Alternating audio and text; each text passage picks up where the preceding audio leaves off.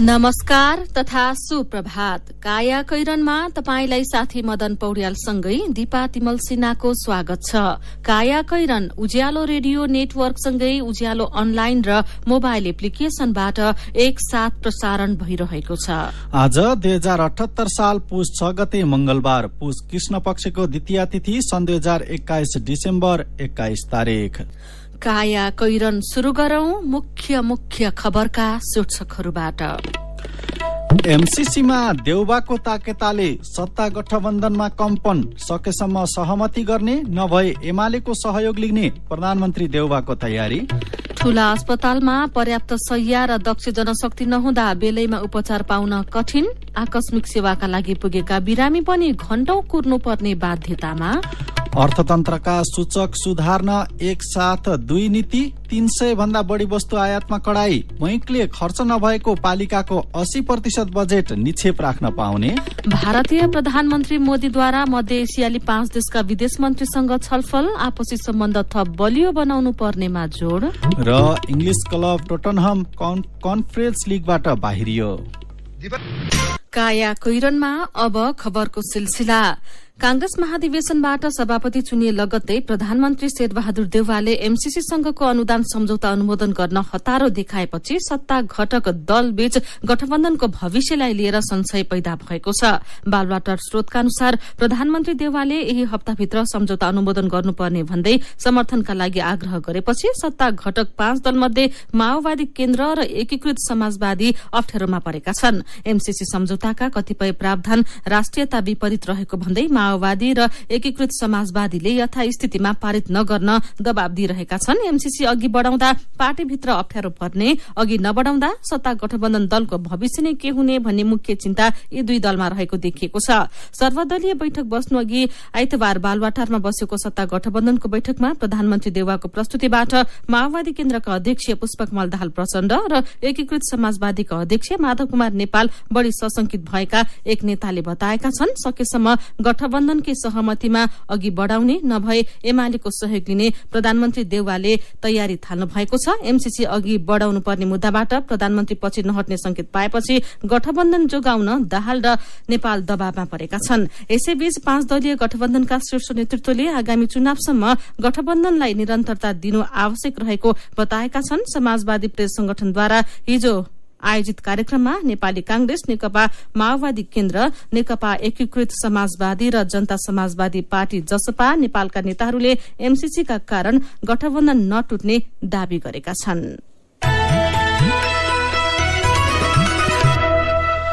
कांग्रेस महाधिवेशनमा दोस्रो चरणको चुनावमा शेरबहादुर देउवा र विमलेन्द्र निधिबीच देखिएको निकटता प्रदेश 2 मा संकटमा परेको छ। प्रदेश नेतृत्वका लागि भोलि हुने चुनावमा देउवा र निधि समूहबीच प्रतिस्पर्धा हुने गरी चुनावी रणनीति अघि बढेको छ। देउवा विरूद्ध निधि र शेखर कोइराला समूहबीच समीकरणको प्रयास भइरहेको छ। मंगिर 17 मा प्रदेश अधिवेशन उद्घाटन भए पनि केही जिल्लाबाट महाधिवेशन प्रतिनिधि र प्रदेश अधिवेशन प्रतिनिधि छनौटमा ढिलाइ भएको भन्दै प्रदेश निर्वाचन स्थगित भएको थियो। प्रदेश निर्वाचन समितिले आज दिउँसो 1 बजे उम्मेद्वारको मनोनयन गर्ने समय तोकेको छ।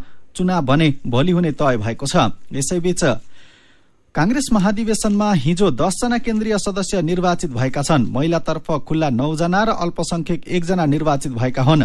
तीमध्ये 1 जना कोइराला प्यानलबाट र अरू सबै देउवा प्यानलबाट निर्वाचित भएका हुन्। प्रदेश नेतृत्व आफ्नो पक्षलाई जिताउन प्रदेश 2 मा देउवा र कोइराला पक्षका केन्द्रीय नेताहरू भने जनकपुरमा पुगेका छन्। यसैबीच माओवादी अध्यक्ष पुष्पकमल दाहाल प्रचण्डले पुस 11 देखि 13 मा हुने राष्ट्रिय सम्मेलनमा पेश गर्ने राजनैतिक दस्तावेज लेखिरहनु भएको छ। यो सम्मेलनले आउँदो कार्यदिशा र नीति तय गर्नुका साथै नेतृत्व चयन गर्नेछ। नेताहरूले भने नीति भन्दा पदाधिकारी, स्थायी समिति, पोलिट ब्यूरो र केन्द्रीय समितिमा पर्नका लागि दौडधुप गरिरहेका छन्। पार्टीको विधानले केन्द्रीय समिति 279 जनाको व्यवस्था गरे पनि आकांक्षीहरू 3 गुणा बढी भएको माओवादीले जनाएको छ। दाहाल निकट एक नेताका अनुसार कसलाई ल्याउने नल्याउने भन्नुभन्दा आवश्यक परे अध्यक्ष प्रचण्ड चुनाव गराउने पक्षमा हुनुहुन्छ। माओवादीको बागमती प्रदेशमा सर्वसम्मत नभएपछि चुनाव भएको छ। अध्यक्षमा सरल सहयात्री पौडेल विजयी हुनुभएको छ। दीननाथ गौतम पराजित हुनुभयो। यसले माओवादीको केन्द्रीय नेतृत्व पनि चुनावबाटै चयन हुने संकेत समेत देखिएको छ।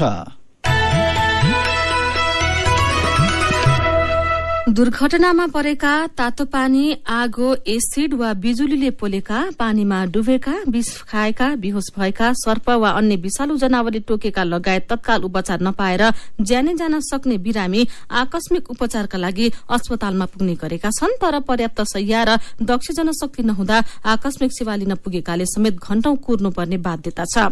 सरकारले अस्पतालको कुल शैय्याको 10% आकस्मिकका लागि हुनुपर्ने नियम बनाएको छ। शिक्षण अस्पतालमा 700 भन्दा धेरै शैय्या छन्। मापदण्ड अनुसार आकस्मिक कक्षमा कम्तीमा 70 शैय्या हुनुपर्छ, तर 35 वटा मात्र छन्। 500 शैय्या सर्जिकल वार्ड बाहेकको अस्पतालमा मापदण्ड अनुसार 50 शैय्याको आकस्मिक कक्ष हुनुपर्छ, तर 30 शैय्या मात्र चालू छन्। यस्तै समस्या पाटन अस्पताल, प्रसूति गृह, कान्ति अस्पताल जस्ता ठूला अस्पतालमा पनि छ। 650 शैय्याको पाटनमा आकस्मिक कक्षमा 45 शैय्या, 300 शैय्याको कान्ति अस्पतालमा 8 शैय्या, 417 शैय्याको प्रसूति गृहमा 16 शैय्या मात्र सञ्चालनमा छन्। जनस्वास्थ्य विज्ञ प्राध्यापक डाक्टर बिन्जोला श्रेष्ठ भन्नुहुन्छ, बिरामी शुरूमा पुग्ने इमर्जेन्सीमा हो। कोविडमा अस्पतालका अन्य सबै सेवा बन्द गरेर इमर्जेन्सी मात्र पनि सञ्चालन गर्नुपर्ने अवस्था आयो। त्यसैले इमर्जेन्सी प्रकोपजन्य रोग तथा प्राकृतिक प्रकोप समेत विचार गरी तयारी अवस्थामा राख्नुपर्छ।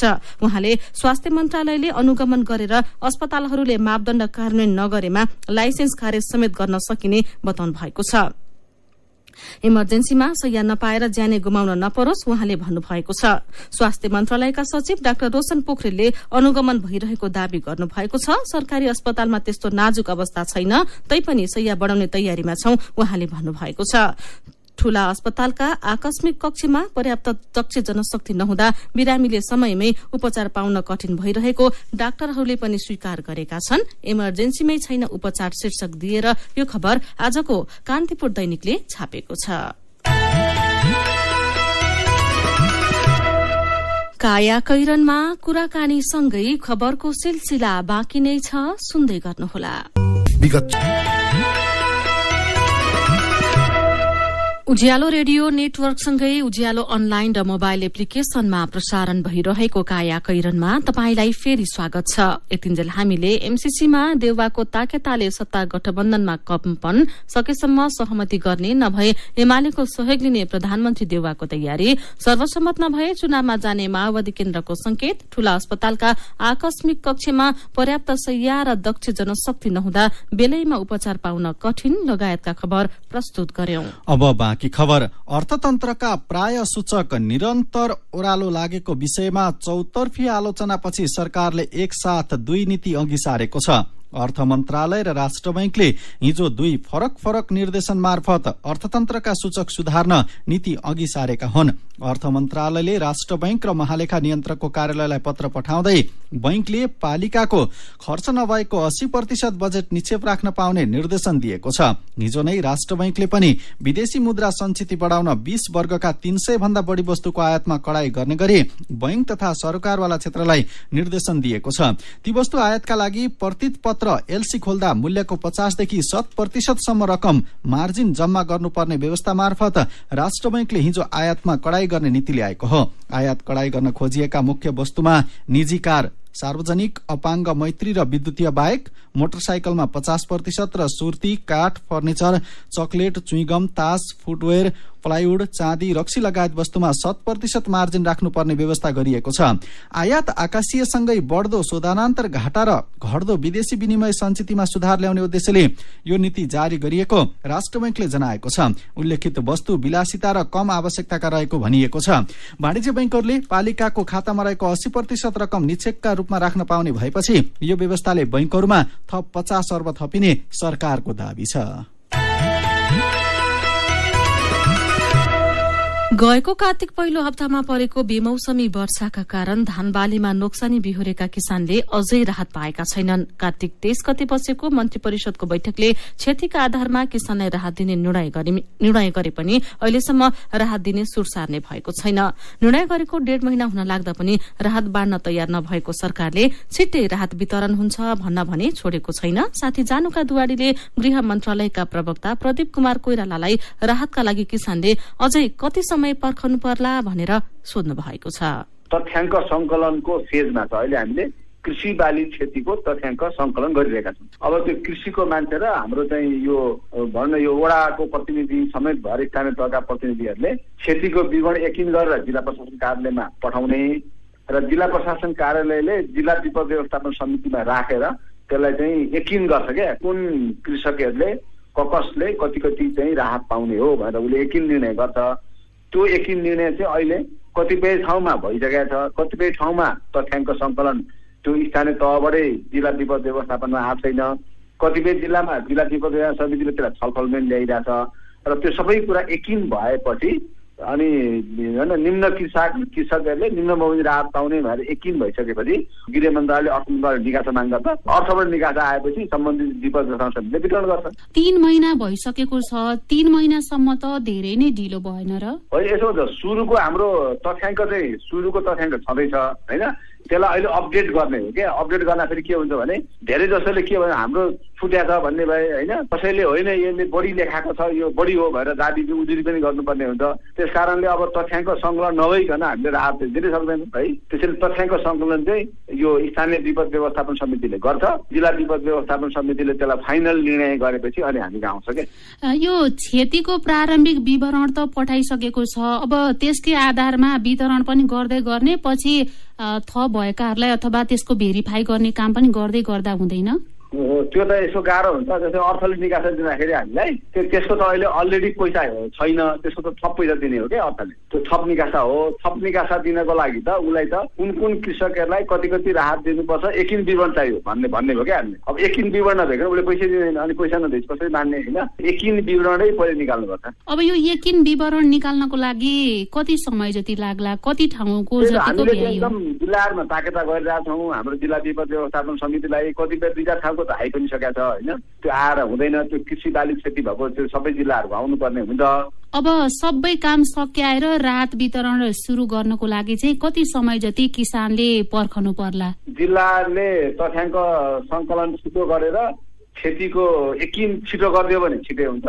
त्यो कसको कति क्षति भयो भनेर यकिन भएन भने त ढिलो हुन्छ फेरि। त्यस कारण त्यो स्थानीय तहमै भर पर्छ क्या। कति छिटो उहाँहरूले यकिन गरेर यो कृषकहरूले यति पाउनुहुन्छ भनेर यकिन गरेर पठाउने जहिले हो तहिले मात्रै हुन्छ क्या। उहाँ हुनुहुन्थ्यो गृह मन्त्रालयका प्रवक्ता प्रदीप कुमार कोइराला। काया कैरनमा मेरो पनि भन्नु छ र कार्टुनसँगै खबरको सिलसिला बाँकी नै छ, सुन्दै गर्नुहोला। सीधा कुरा प्रष्ट विचार काठमाडौँमा 90 मेगाहर्ज उज्यालो रेडियो नेटवर्क मार्फत देशभरिका विभिन्न एफएम स्टेशन तथा उज्यालो अनलाइन र मोबाइल एप्लिकेशनमा प्रसारण भइरहेको काया कैरनमा तपाईंलाई फेरि स्वागत छ।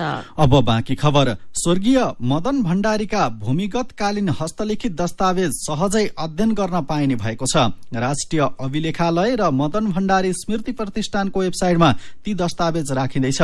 पुष 10 गतेदेखि ती सामग्री वेबसाइटमा हेर्न पाइने भएको हो। प्रतिष्ठानका अध्यक्ष गुरु बरालका अनुसार पार्टी, राज्य, समाज र आन्दोलनको लोकतान्त्रिकरण गर्न पार्टीभित्र भएका राजनैतिक तथा वैचारिक बहसको सिलसिलेवार पक्षलाई उत्खनन गर्न प्रमाणिक दस्तावेज सार्वजनिक गर्न खोजिएको हो। कम्युनिष्ट आन्दोलनलाई लोकतान्त्रिकरण गर्न त्यो बेलामा भएका पेचिला राजनैतिक बहस कस्ता थिए अध्ययन गर्न यो दस्तावेजले सहयोग पुर्याउनेछ।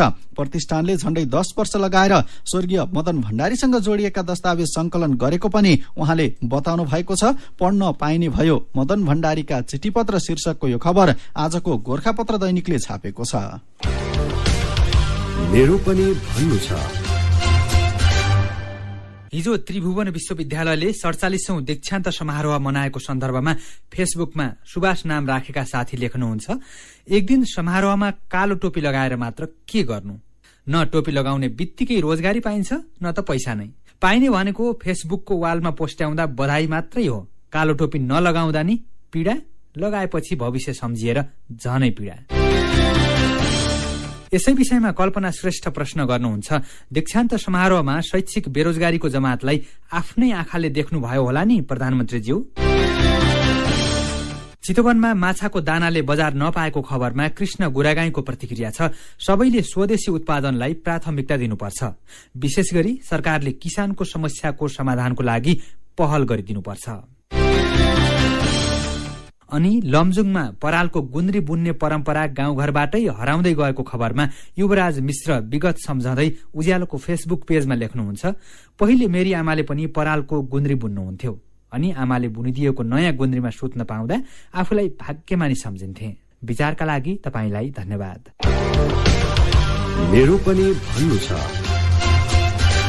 मेरो पनि भन्नु छ प्रस्तुत गर्दै हुनुहुन्थ्यो साथी अर्जुन पोखरेल। काया कैरनमा अब विदेशको खबर।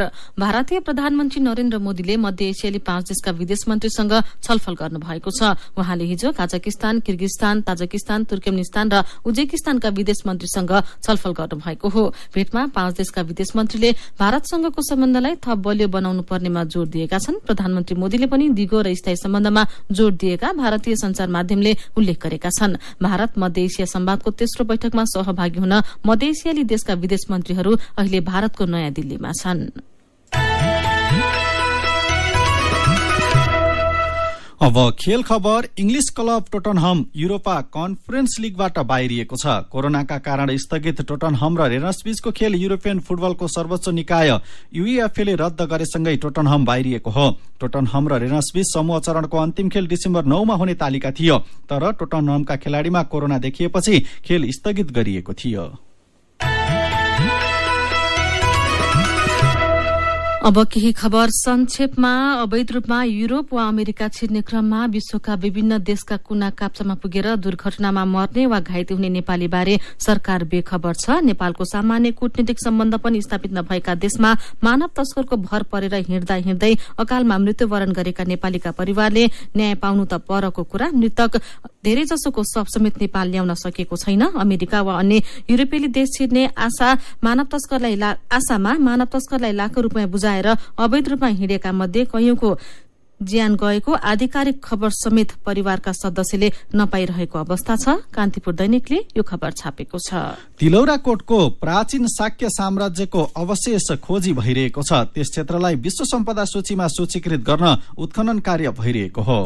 र 2072 सालको भूकम्पमा चर्किएर रेड स्टिकर लगाइएका त्रिभुवन विश्वविद्यालयका 33 आंगिक क्याम्पसमा 6 वर्षसम्म पुनर्निर्माण नहुँदा जोखिमपूर्ण अवस्थामै पढ़ाई हुने गरेको छ। नयाँ भवन नबनेपछि रेड स्टिकर हटाएर चर्किएका भवनमै कक्षा सञ्चालन गरिएको हो। काया कैरनमा अब पालो उखानको। जाडो, लाज, डर र अल्छी जति मान्यो उति हुन्छ।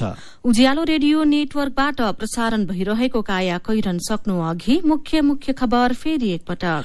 एमसीसीमा देउबाको ताकेताले सत्ता गठबन्धनमा कम्पन, सकेसम्म सहमति गर्ने नभए एमालेको सहयोग लिने प्रधानमन्त्री देउबाको तयारी। ठूला अस्पतालमा पर्याप्त शैय्या र दक्ष जनशक्ति नहुँदा बेलैमा उपचार पाउन कठिन। आकस्मिक सेवाका लागि पुगेका बिरामी पनि घण्टौं कुर्नुपर्ने बाध्यतामा। अर्थतन्त्रका सूचक सुधार्न एक साथ 2 नीति, 300 भन्दा बढ़ी वस्तु आयातमा कडाई। बैंकले खर्च नभएको पालिकाको 80% बजेट निक्षेप राख्न पाउने। भारतीय प्रधानमन्त्री मोदीद्वारा मध्य एसियाली 5 देशका विदेश मन्त्रीसँग छलफल, आपसी सम्बन्ध थप बलियो बनाउनु पर्नेमा जोड़। र इंग्लिश क्लब टोटनहम कन्फरेन्स लीगबाट बाहिरियो। अब कार्टुन। आज हामीले गजब छ बा शीर्षकमा अविनले बनाउनु भएको कार्टुन लिएका छौं। नेपाली कांग्रेसको 14औं महाधिवेशनमा केही नयाँ अनुहार देखिएका भन्ने प्रसंगसँग आजको कार्टुन सम्बन्धित छ। कार्टुनमा चुनिएर आएका पदाधिकारी र सदस्यलाई फूलमाला लगाएर बधाई दिने कार्यक्रम हुँदैछ अनि बधाई दिँदै गरेका एकजना भन्दैछन्, तपाई नि नयाँ अनुहार कसको नि, देउवाको कि कोइरालाको कि पौडेलको कि सिटौलाको नयाँ अनुहार। आजको काया कैरन सकिएको छ। काया कैरनबाट प्राविधिक साथी सरोज थापासँगै हामी पनि बिदा माग्छौं। काया कैरन सुन्नु भएकोमा तपाईलाई धन्यवाद। उज्यालो मोबाइल र अनलाइनमा प्रसारण भइरहेका रेडियो र अनलाइनका सामग्री भाइबरमा पनि उपलब्ध छन्। कोरोना विरुद्धको खोप लगाउन छुट्नु भएको छ भने आफ्नो ओडामा सम्पर्क गर्नुहोला। नमस्कार।